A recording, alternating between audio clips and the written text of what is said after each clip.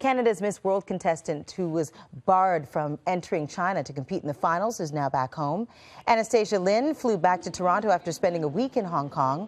The outspoken 25-year-old beauty queen says she was denied entry to China because of her criticism of the country's human rights abuses. Lin is also a follower of the Falun Gong movement, which is outlawed in China. And Anastasia, Miss World Canada, joins us now. It's good to see you again. Tell us what happened when you got to China. So I got to Hong Kong 6 o'clock in the morning, and I approached Dragon Air to make sure that my landing visa is a valid option. So they said it's okay. As a Canadian citizen, I am eligible to receive a landing visa once arriving in Sanya. But they said that they just need an okay from the Sanya authority. And 5.5 hours later, they told me that the Sanya authority want to get on the phone with me. You waited for 5.5 hours? Yes, I did.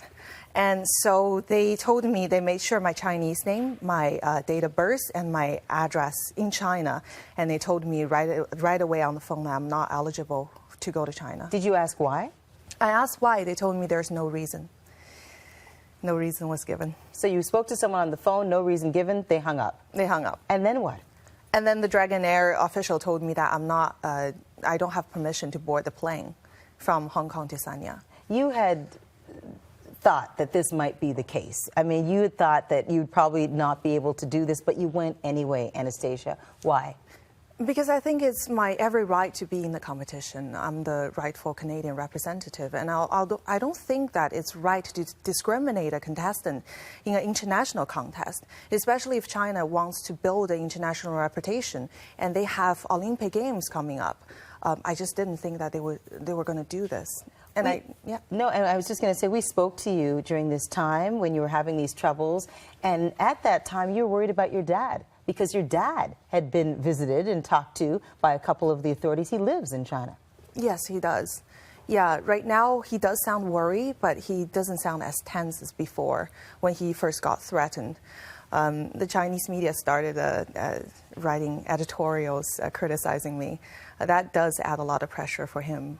He's still living in China. Absolutely, and you must be worried about him. You had said that you were disappointed that this new government, new Liberal government, didn't stand up for you. And we got a statement in part from Global Affairs Canada. I just want to read in part what it said. It is the sole prerogative of every country or territory to determine who is allowed to enter and who is allowed to exit. So basically saying it's up to China. It's definitely not just an administrative issue. This is a matter of principle. When a Canadian tries to speak up what she believes right within Canadian border and get punished by a foreign government and barred from international contests, that is not right. And when our government doesn't speak up, it sends the wrong message to the Chinese community, and not just the Chinese community, also to our future Olympic Game athletes, that when they speak their mind, they might be also barred from China, and our government's not going to back them up. It also sends the wrong message to the Chinese government that our Canadian government will allow them to bully our own citizen like this. And I just don't think that's right. Anastasia, good to have you here. Thank you. Thank you so much. Best of luck to you. Thank you.